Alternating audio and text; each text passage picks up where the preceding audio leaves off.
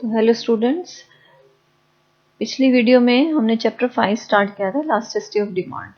तो आज उसी को कैरी ऑन करते हैं और आज का जो हमारा टॉपिक है वो है मांग की कीमत लोच का माप, measurement of price elasticity of demand. तो प्राइस इलास्टिसिटी ऑफ डिमांड को मेजर करने के 3 मेथड्स हैं। उसमें सबसे पहला तो क्या है, कुल व्यय विधि। फर्स्ट मेथड है कुल व्यय विधि, टोटल एक्सपेंडिचर मेथड। दूसरा हम करेंगे आनुपातिक विधि और तीसरा हम करेंगे बिंदु लोच विधि। अब यहाँ आप देखिए, इसके 2 नेम दिए हुए हैं यहाँ पर, अनुपातिक या प्रतिशत विधि, इसको बोलते हैं प्रोपोर्शनेट और परसेंटेज मेथड। तीसरी बिंदु लोच विधि, इसको भी कई नाम दिए जाते हैं, point elasticity of method, graphic method और ज्योमेट्रिक मेथड। तो कुल व्यय विधि क्या बताएगी, इसको total expenditure method, total outlay method भी कहते हैं। तो कुल व्यय विधि जो ये कंसेप्ट था, ये प्रोफेसर मार्शल ने दिया था और यहाँ हम कीमत में परिवर्तन होने से उस वस्तु पर किए जाने वाले कुल व्यय में किस तरह का परिवर्तन होता है, उस आधार पर मांग की कीमत लोच को ज्ञात करेंगे। तो सबसे पहले तो आपको ये पता होना चाहिए कि टीई कुल एक्सपेंडिचर कैसे मापते हैं। तो कुल एक्सपेंडिचर मीन्स कुल व्यय किसके बराबर होता है, कीमत गुना मांग। मतलब जो वस्तु हम खरीद रहे हैं, अगर उसकी मात्रा जितनी भी हम मांग कर रहे हैं, जितनी मात्रा की, उसको कीमत से अगर मल्टीप्लाई करते हैं तो वो कुल व्यय आ जाएगा। कुल व्यय को हम टीई भी लिख सकते हैं, तो ये फॉर्मूला भी हो सकता है T E is equal to P into Q. तो यहाँ पर पी क्या हो गया, प्राइस, और क्यू जो है वो है कीमत, क्वांटिटी। तो जब हम इन दोनों को मल्टीप्लाई कर देते हैं तो वो क्या आ जाता है, टोटल एक्सपेंडिचर, कुल व्यय। तो टोटल एक्सपेंडिचर मेथड को समझने के लिए आप ये 3 पॉइंट्स जो हैं उनको क्लियर कर लो, आपको ये पूरा मेथड क्लियर हो जाएगा।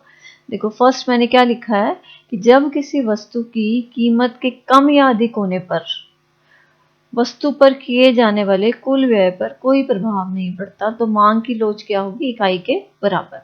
इसको मैं बिल्कुल सिंपलेस्ट फॉर्म में ऐसे लिख सकती हूँ कि वस्तु की कीमत जो है वो बढ़े या कम हो, इसकी वजह से टोटल एक्सपेंडिचर पर कोई भी इफेक्ट नहीं पड़ रहा, ये कांस्टेंट है, इसमें कोई परिवर्तन नहीं आ रहा। तो ऐसी स्थिति में जो ईडी है वो कितनी होगी, 1 के बराबर।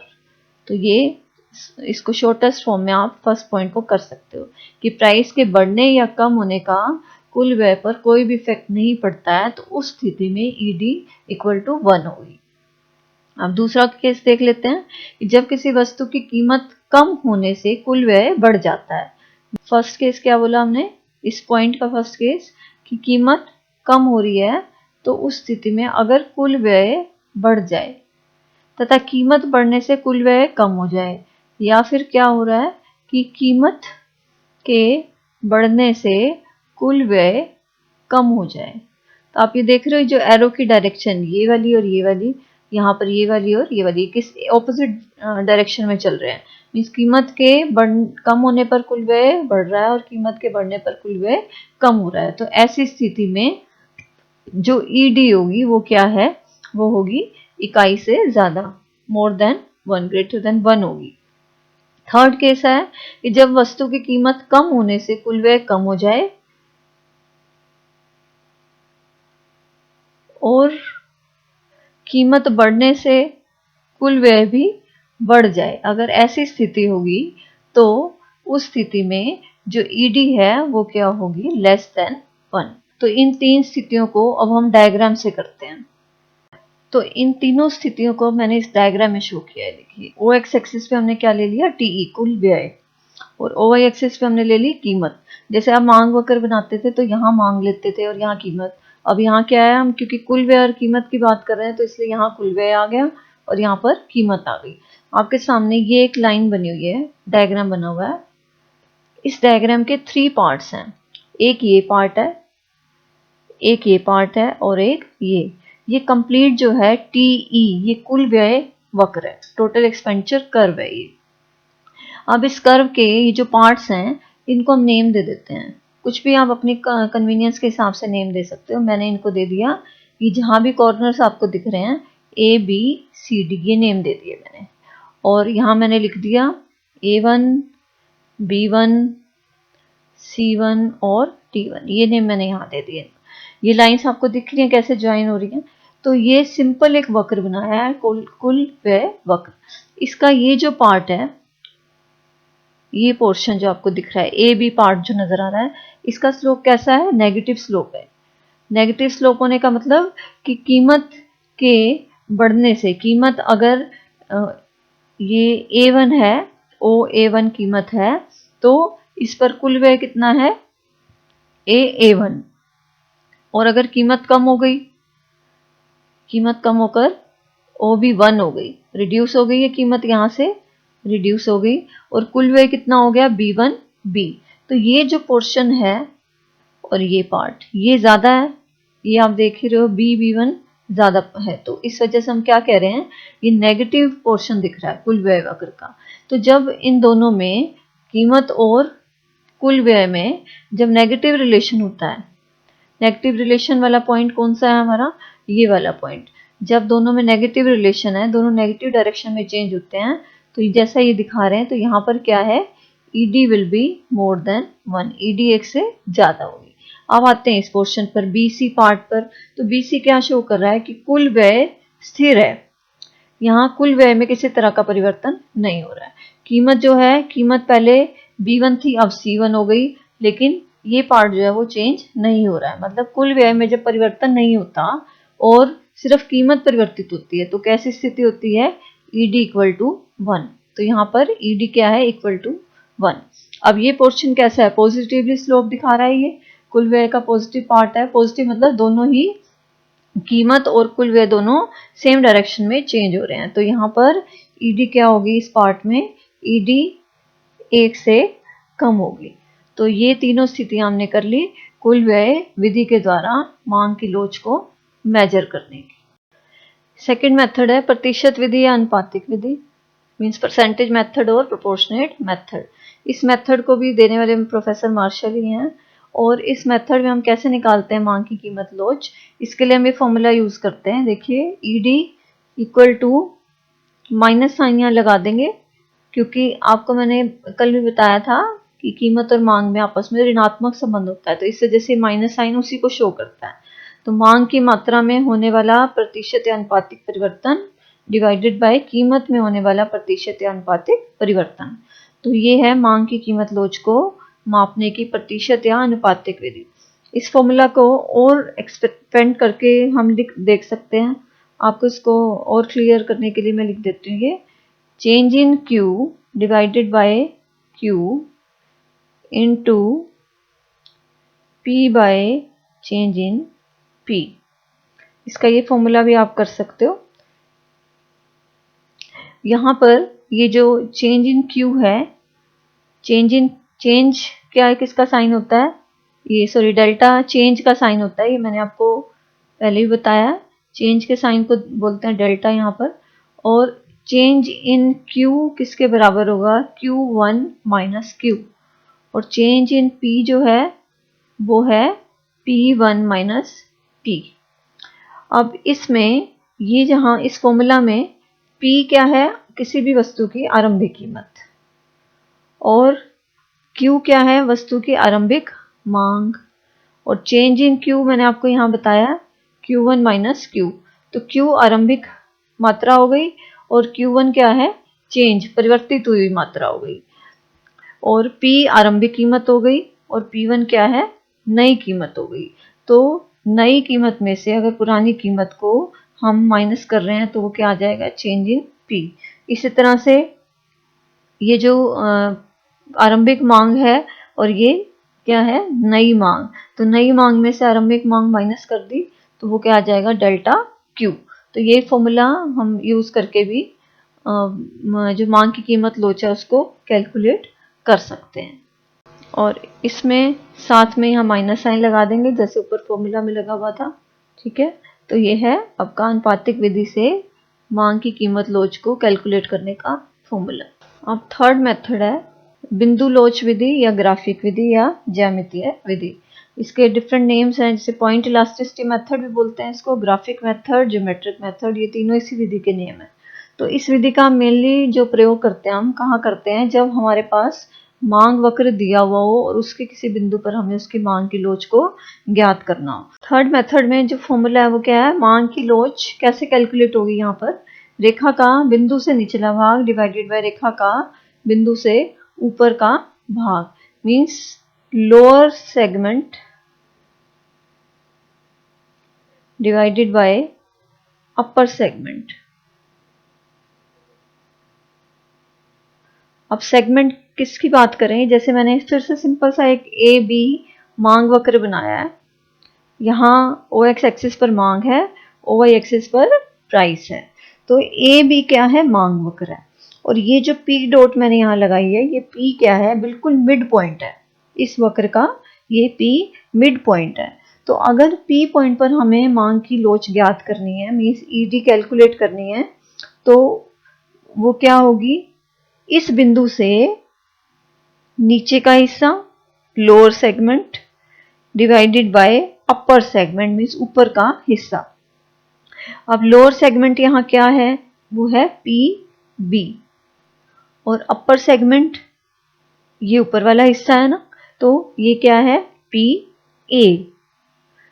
तो यहाँ ये जो दोनों पोर्शन हैं, ये दोनों कैसे हैं, इक्वल है। जब मैंने ये बोला कि मिड पॉइंट है ये, तो मीन्स नेचुरली पी बी और पी ए क्या है, एक दूसरे के बराबर है। तो यहाँ पर ई डी क्या होनी चाहिए, इक्वल टू 1, सिंपल।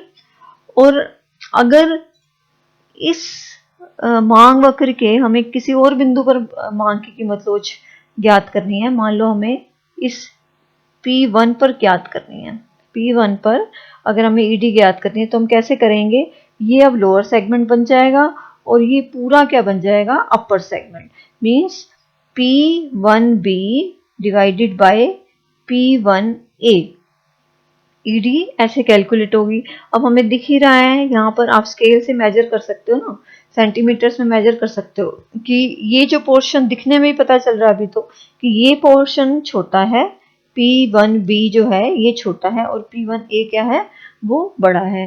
तो यहाँ पर जो ईडी की वैल्यू होनी चाहिए वो क्या होनी चाहिए, ईडी यहाँ पर क्या है, लेस देन 1 है।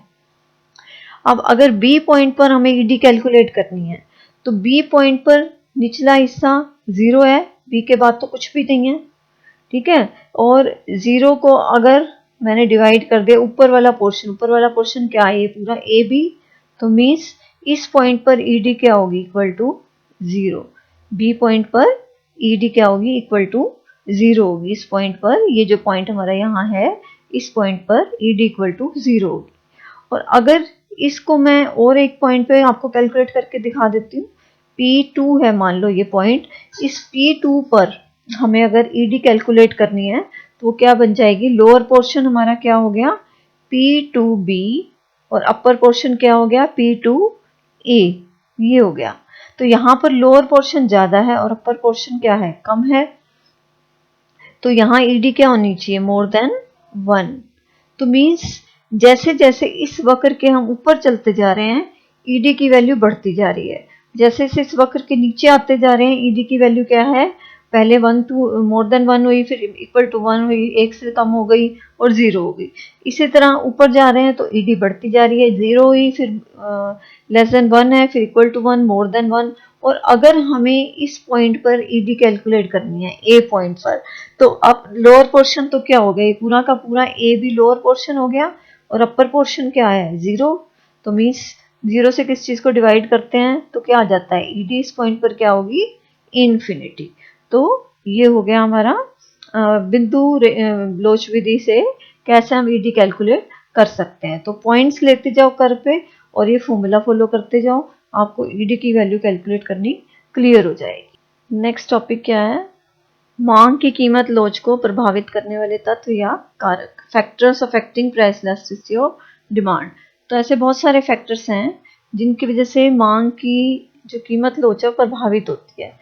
उसमें सबसे पहला तो क्या है, वस्तु की प्रकृति, नेचर ऑफ कमोडिटी। ये टॉपिक बहुत इंपॉर्टेंट है और बहुत सिंपल है, अगर आप इसको ध्यान से समझेंगे तो विद एग्जांपल्स में हम करेंगे इसको, कि जैसे किसी वस्तु की मांग की लोच अधिक होगी या कम, किस पर निर्भर करेगा, ये उसकी प्रकृति पर निर्भर करेगा। वस्तु की प्रकृति मतलब जैसे कुछ वस्तुएं कैसी होती हैं, अनिवार्य वस्तुएं होती हैं जैसे कि नमक मैंने बेस्ट एग्जांपल लिए, जो आपकी टेक्स्ट बुक्स होती हैं वो भी एक तरह से हमारे लिए क्या है, हमारी अनिवार्य वस्तुएं हैं। तो इनकी कीमत में परिवर्तन आने पर भी मांग में कोई विशेष परिवर्तन नहीं आता। तो हम क्या बोलेंगे कि इन वस्तुओं की मांग क्या होती है, कम लोचदार होती है। लेकिन जैसे लग्जरी गुड्स होती हैं, एयर कंडीशन हो गया, तो इनकी कीमत में होने वाले परिवर्तन का मांग पर काफी प्रभाव पड़ता है। तो इन वस्तुओं की मांग कैसी हो जाएगी, लोचदार। तो जो नीड्स हैं, बेसिक नीड्स हैं, उनकी कम लोचदार, और लग्जरी गुड्स जो होती हैं उनकी मांग हो जाएगी लोचदार। ये हो गया हमारा वस्तु की प्रकृति। सेकंड पॉइंट है स्थानापन्न वस्तुओं की उपलब्धता। ये बहुत कॉमन सी बात है कि जिस वस्तु के स्थानापन्न उपलब्ध होंगे उसकी मांग जल्दी प्रभावित होगी। कीमत के बदलते ही मांग क्या हो जाएगी, फ्लेक्सिबल हो जाएगी, परिवर्तित हो जाएगी। तो जिनके स्थानापन्न उपलब्ध नहीं होंगे तो उनकी मांग कैसी होगी, बेलोचदार होगी। मीन्स उनकी कीमत बढ़ने पर मांग में परिवर्तन नहीं होगा, क्योंकि उनके जो स्थानापन्न है, सब्स्टिट्यूट्स हैं, वो अवेलेबल ही नहीं है। थर्ड हो गया विभिन्न उपयोगों वाली वस्तुएं, कि गुड्स विद डिफरेंट यूजेस। कई वस्तुएं कैसी होती हैं, उनके विभिन्न उपयोग होते हैं, तो ऐसी वस्तुओं की मांग अधिक लोचदार होगी। जैसे हमने इलेक्ट्रिसिटी का एग्जांपल पहले भी किया था कि अगर बिजली की जो प्रति इकाई कीमत है वो बढ़ जाए तो हम क्या करेंगे, उसका सिर्फ महत्वपूर्ण कार्यों के लिए प्रयोग करेंगे। तो इसका मतलब कीमत बढ़ते ही मांग क्या है, बदल रही है, तो मांग कैसी हो गई, लोचदार। लेकिन जिन वस्तुओं के विभिन्न उपयोग नहीं होते हैं उनकी मांग क्या हो जाएगी, कम लोचदार होगी। फोर्थ पॉइंट है उपभोग का स्थगन, पोस्टपोनमेंट ऑफ यूज, कि किसी वस्तु का उपभोग अगर हम भविष्य पर टाल सकते हैं, स्थगित कर सकते हैं, तो उनकी मांग अधिक लोचदार होती है।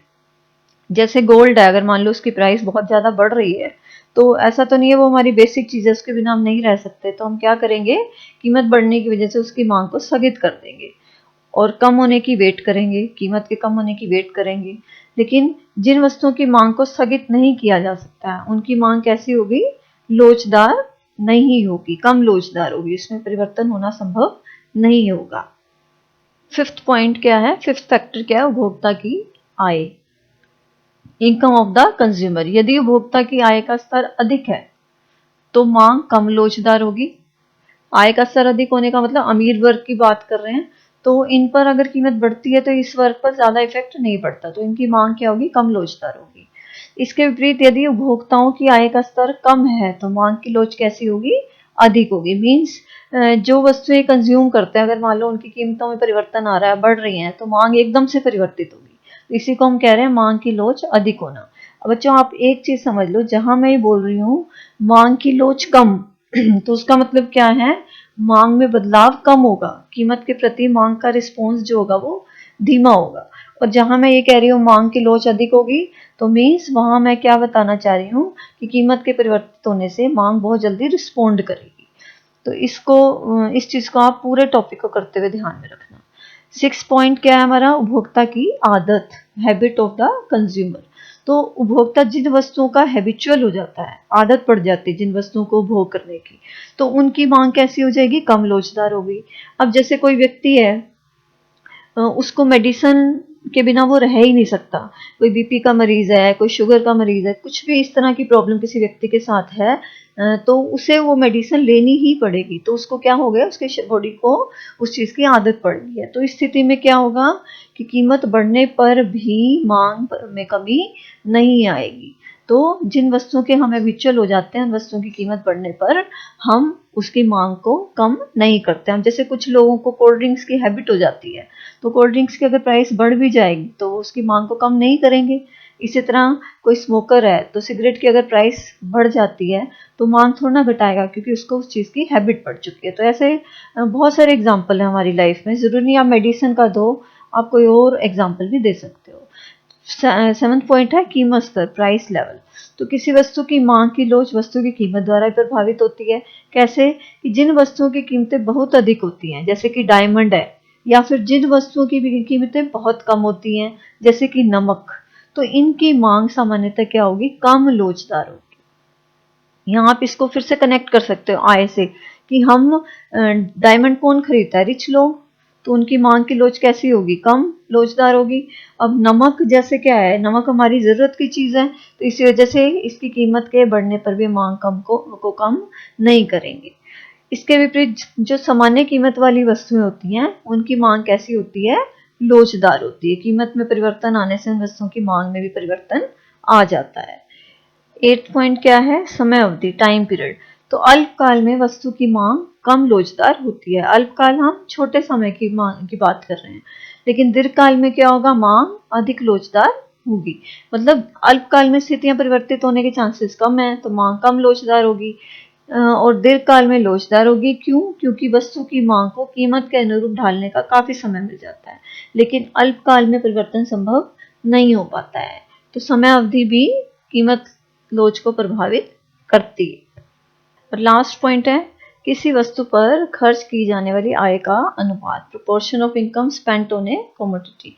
तो एक उपभोक्ता जिन वस्तुओं पर अपनी आय का ज्यादा भाग खर्च नहीं करता है, मीन्स बहुत थोड़ा भाग खर्च करता है, तो उन वस्तुओं की मांग की लोच कम होगी। और थोड़ा भाग हम किन वस्तु पे खर्च करते हैं, जो हमारी बेसिक नीड्स होती हैं, जैसे नमक है, माचिस है, ये सब चीजें क्या है, हमारी बेसिक नीड्स हैं। और इसके विपरीत उपभोक्ता जिन वस्तुओं पर अपनी आय का की अधिक भाग व्यय करता है, तो उनकी मांग की लोच अपेक्षाकृत अधिक होती है। तो ये सब क्या है, ये सारे फैक्टर्स है, factors affecting price elasticity of demand. तो ये चैप्टर आपका कंप्लीट हो गया है। एग्जाम पॉइंट ऑफ व्यू ये जो चैप्टर है बहुत इंपॉर्टेंट है, तो आपने इसको बहुत अच्छी तरह से तैयार करना है।